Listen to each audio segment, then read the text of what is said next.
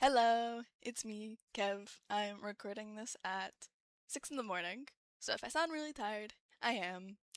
I decided I should do this last minute because of, procrastination.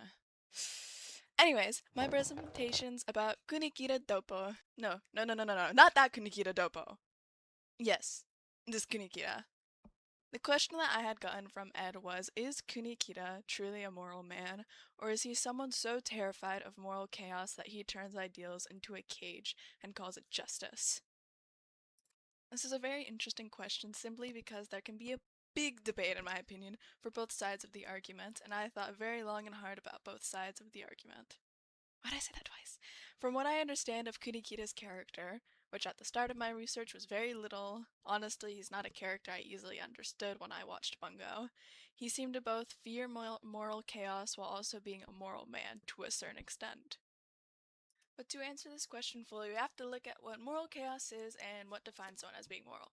I also want to look at why a person like Kunikida would be terrified of moral chaos if he is, and what his ideals really mean to him. I also want to look at some scenes that might suggest him to be a truly moral man and others that might suggest him to be only acting out of fear of moral chaos. I'm gonna start with what Kunikida's ideals mean to him. At the start of episode 6 of season 1, he answers that exact question for us. 何かその問いへの答えは無数にある。曰く言葉である。思想である。あらゆる意味の源泉である。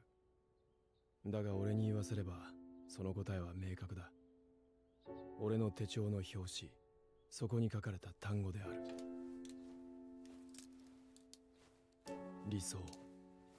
この手帳には俺の全てが書き込まれている。予定、計画、目的。この手帳が俺の未来の全てだ。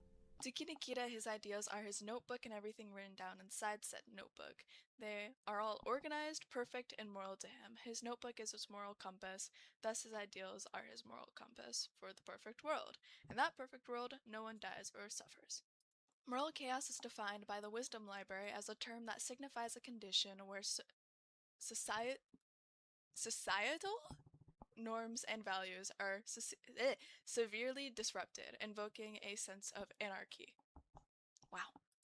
A person like Kunikida with such strong ideals would be terrified of the prospect of moral chaos according to this definition because it's against everything he stands for. Now that we've defined moral chaos, let's see what defines someone, in the majority's opinion, as a moral person. A moral person is usually defined by someone who conforms to a standard of behavior that is considered right and good by most people, according to the Merriam-Webster. Now that we have all the important definitions out of the way, let's move on to figuring out how to answer our main question. Is Kunikida a truly moral man, or is he acting out of fear of moral chaos? This was a very difficult question for me, as I've said before, because Kunikida is not a character I think about very often despite liking him. The way he thinks is also very different from how I think because I've never fully understood the idea of having ideals like he does. So this was very fun, but also very difficult to think about. Okay, let me put on my glasses here. There we go now, I'm ready to ultra deduce Kunikida now. I personally believe that he is a moral man to a certain extent, though he often lets himself be controlled by fear of moral chaos, or a world that is the opposite of his ideals. On one hand, as I've said in the previous paragraph, I do think that he is a truly moral man. One big example of this shining through is when he takes Rokuzo under his wing and acts as a father figure towards him and cares for him as stated by Dazai. その通りだよ、淳君。それでもなお国木田君は六蔵少年の面倒を見ずにはいられない。死んだ父親の代わりにね。He is also shown to care about Sasaki to a certain extent, and even questions Dazai why both her and Rokozo had to die, signifying he wished he could have protected them both. I'm totally butchering his name.